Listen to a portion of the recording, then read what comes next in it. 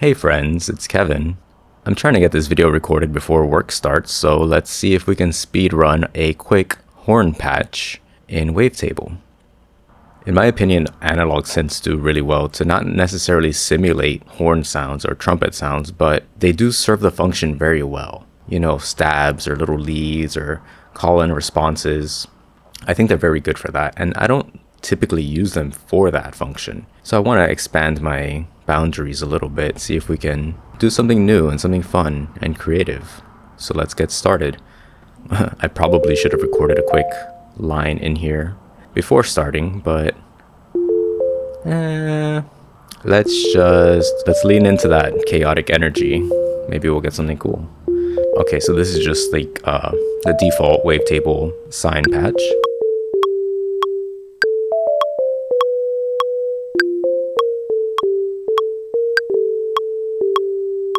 That sounds okay. Crop the clip real quick. Okay, cool. So I'm sorry the phrase is so short, and I'm sorry if you get bored of it. I'll try to make it interesting with the sound design. And since I'm thinking horns, I'm thinking buzzy, I'm thinking kinda maybe a little harsh.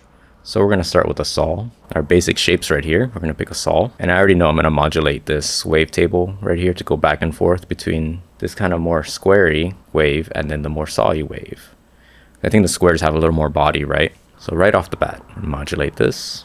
And our BPM is 101. I just kind of tapped it out beforehand. Let's do half a bar and see how that goes.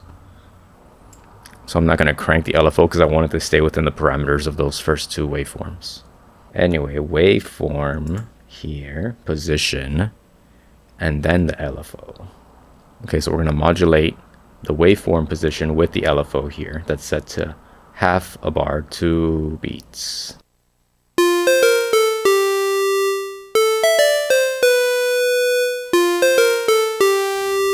Okay, that's kind of cool.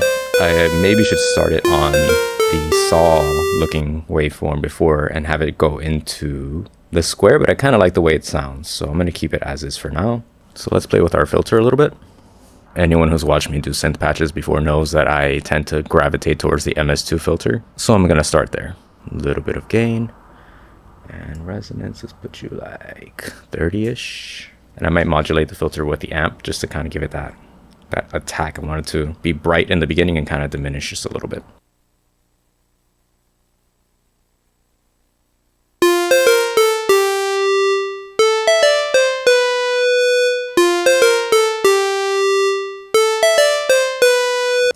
And then that'll lead us into the amp. We need to keep the fast attack, lower the decay a little bit.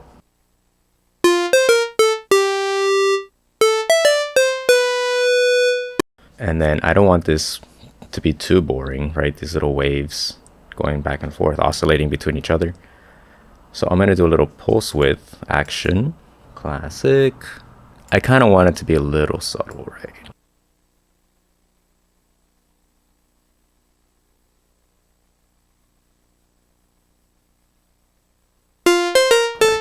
And then I guess we'll use the second envelope to modify those parameters. I'm just going to crank it so I really hear it, and then we can adjust the taste.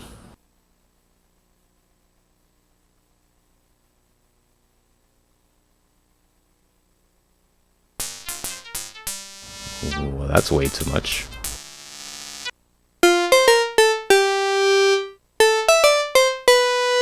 Maybe we'll even go the other way.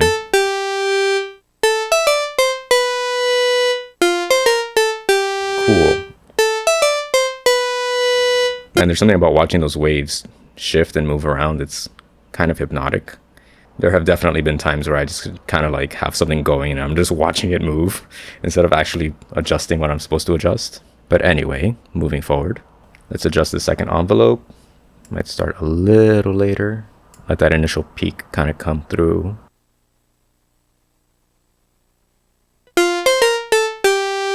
Cool, so that's got kind of like that attack, right? That's the attack that I was looking for. I might supplement it. I wasn't going to use a second oscillator for this, but I might use another one just to make it a little fuller. So let's look for something squarey. Okay, that's not too bad. I'm going to keep it in this lower range because it seems like it gets brighter at the top, and we have enough brightness. Let's maybe do something fun. We'll do something a little fast. Alright, I think that's a pretty good bass, so let's just kick some things around and make it a little more fun and interesting. I like to have the drive have some velocity associated with it, add some randomness to the frequency. And let's play with the resonance a little. I feel like the attack is a little too percussive, because it is a horned instrument, right? Like they can hit with sharp attacks, but it is ultimately someone pushing air through an instrument. And I feel like that takes a little bit of time.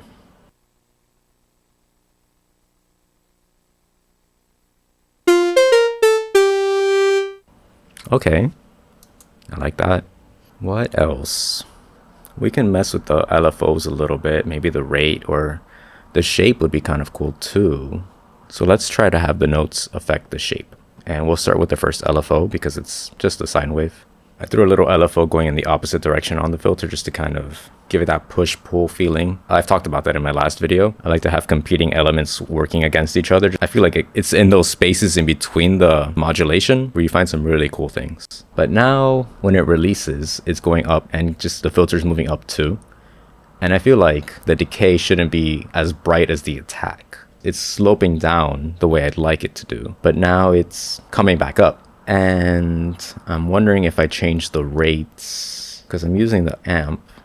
So if I can affect maybe the sustain level. Let's try to use the third envelope to affect the sustain level and see if that helps. So I'm gonna have a long attack and then just kind of drop it.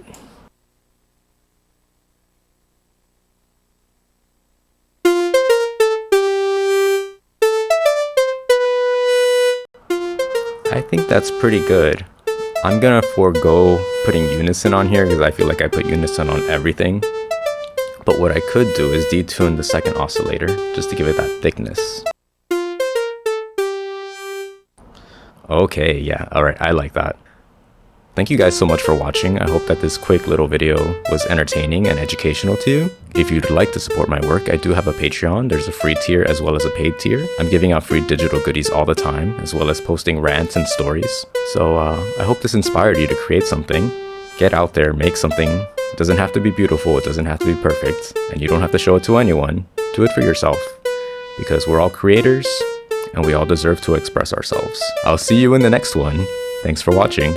Have a great week. Bye.